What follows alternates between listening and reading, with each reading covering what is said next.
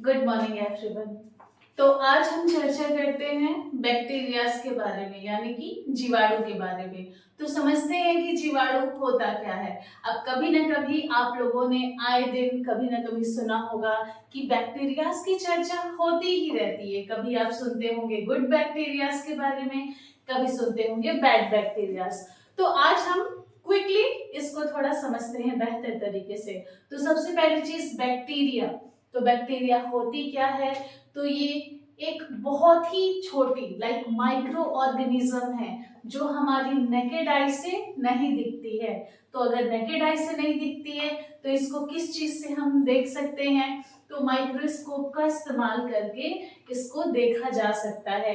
अब इनकी संख्या बहुत होती है, पर ये बहुत छोटे होते हैं, माइक्रोमीटर्स में इनकी संख्या होती है। इस चीज को याद रखना है। उसके बाद अब मैंने अभी कुछ देर पहले जिक्र किया है कि गुड बैक्टीरियाज और बैड बैक्टीरियाज, यानी कुछ जीवाणु हमारे हेल्थ के लिए बहुत अच्छे होते हैं, लाभदायक होते हैं, और वो हमारी हेल्थ के लिए हमेशा बने रहना भी उनका अति आवश्यक होता है।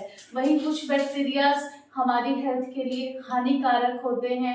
अभी हम बारी बारी से आप लोगों को इसके बारे में बता देंगे। तो सबसे पहले गुड बैक्टीरियाज, यानी कि ऐसे जीवाणु जो हमारी हेल्थ के लिए अच्छे होते हैं। जैसे हमारी जो स्किन होती है वहां भी बैक्टीरियाज उपस्थित होते हैं, जो क्या करते हैं, हमें जो खराब बैक्टीरियाज हैं या जो फर्दर माइक्रो ऑर्गेनिजम्स हैं उससे बचा के हमारी स्किन को रखते हैं। उसी तरीके से हमारी गट हेल्थ, अब आप लोगों ने हमेशा सुना होगा कहीं ना कहीं गट हेल्थ के लिए हमारी बैक्टीरियाज, वो भी गुड बैक्टीरियाज, एक बहुत इंपॉर्टेंट रोल प्ले करती है। जैसे कि इंटेस्टाइन में, वैसे ही आप लोगों ने सुना होगा जो हमारी सलाइवा होती है वहां भी गुड बैक्टीरियाज उपस्थित होती हैं, जो बहुत ही इंपॉर्टेंट रोल प्ले करती हैं। तो अब आप लोगों को एक एग्जांपल मिल गया कि हमारी बॉडी के लिए कुछ जीवाणु कितने इंपॉर्टेंट होते हैं।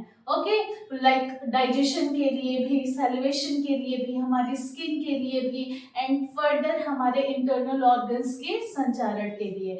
उसी तरीके से अब चलते हैं बैड बैक्टीरियाज की तरफ, यानी कि ऐसे जीवाणुओं का ग्रुप जो क्या करता है, रोग उत्पन्न करता है। वो हमारे लिए काफी खतरनाक होता है। जैसे कि मैं एक छोटा सा एग्जांपल देती हूँ, माइकोबैक्टीरियम ट्यूबरकुलाई।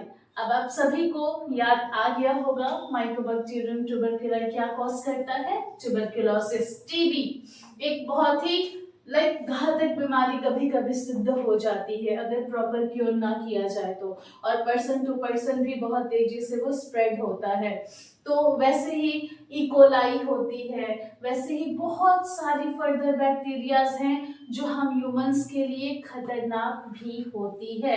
इस चीज को भी बेहतर तरीके से समझना है। अब चलते हैं हम और आगे की तरफ, यानी कि जो बैक्टीरियाज होती हैं वो हमारी हेल्थ के लिए, अब आप लोगों को पता चल गया कि कुछ क्या है, बहुत महत्वपूर्ण होती है, और कुछ क्या होती है, बहुत ही घातक सिद्ध होती हैं। तो अब उनके लिए एक यहाँ पे डायग्राम आप लोगों को देखने को मिल रहा होगा, बेहतर तरीके से देखते रहिए, आगे चलते रहिए। तो ये होते क्या है, सिंगल सेल्ड होते हैं।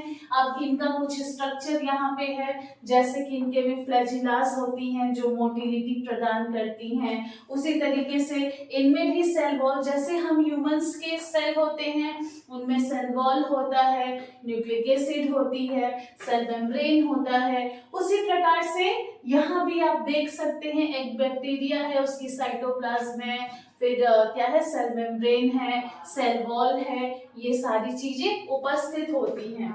तो एक बैक्टीरिया का स्ट्रक्चर आप लोगों को थोड़ा सा फर्दर नॉलेज के लिए याद रखना है, और हम बेहतर तरीके से इसको समझते हैं। यानी कि आप लोगों ने सुना होगा, अब हम चर्चा करने जा रहे हैं जो घातक बैक्टीरियाज होती हैं जो रोग उत्पन्न करती हैं उनके बारे में। तो जैसे कि होता क्या है, कुछ बैक्टीरियाज जो होती हैं वो फेवरेबल कंडीशन का वेट करती हैं, और जैसे ही उनको फेवरेबल कंडीशन मिल जाता है वो रोग उत्पन्न कर देती हैं। जैसे आप लोगों ने कभी ना कभी सुना होगा, एक एग्जाम्पल मैं दे देती हूँ, जैसे कि जहाँ पे बर्फबारी होती है, ओके, तो क्या होता है, आइस वगैरह सारी चीजें वहां पे जम गई हैं। अब वो बैक्टीरिया वहीं पे क्या करेगी, अपने आप को कॉलोनाइज की है, और जैसे ही फेवरेबल कंडीशन मिलेगा वो क्या करेगी, अपनी ग्रोथ को दोबारा से बढ़ा देती है। तो ये फेवरेबल कंडीशन का वेट करते हैं। जैसे कि कुछ बैक्टीरियाज को जैसे ही फेवरेबल कंडीशन, जैसे ही थोड़ा सा गर्म मौसम मिलता है, वो क्या करती हैं, पनपना शुरू कर देती हैं। या फिर थोड़ी सी आप लोगों ने सुना होगा जो बरसात के मौसम होते हैं उसमें भी काफी ऐसी चीजें देखने को मिलती हैं। तो इनके अलग अलग क्या है, ये पार्टीशंस हैं। ठीक, तो उसी तरीके से अब ये रोग उत्पन्न कर रही हैं, जहां पे मैंने आप लोगों को कुछ डिजीजेस के बारे में बता दिया है। तो अब हम समझते हैं एरोबिक और एनएरोबिक बैक्टीरियाज क्या होती हैं। तो सबसे पहली चीज जो एरोबिक टर्म है उसको आप लोग याद रख लीजिए। तो एरोबिक मतलब कि in the presence of oxygen. जैसे कि आप लोगों ने सुना होगा आजकल बहुत एरोबिक एक्सरसाइजेस ट्रेंड में है।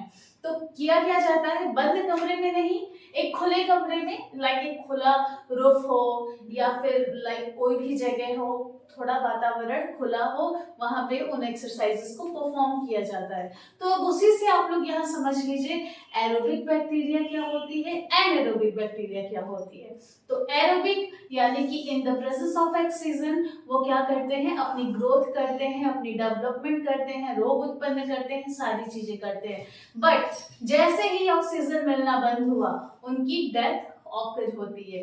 But in the case of anaerobic bacterias, यानी कि यहाँ पे ऑक्सीजन का कोई रोल नहीं है, ऑक्सीजन है तो भी नहीं है तो भी वो अपनी ग्रोथ एंड डेवलपमेंट कर लेते हैं। अब मैं ग्रोथ एंड डेवलपमेंट कह रही हूँ तो आप लोगों को तुरंत समझना है, जैसे कि डायग्राम तो आप लोगों ने देख लिया, एक सेल है, उसकी सेल वॉल है, सेल मेम्ब्रेन है, फर्दर उसकी ग्रोथ हो रही है। तो एक बैक्टीरिया को भी अपनी ग्रोथ के लिए न्यूट्रिशन की जरूरत होती है।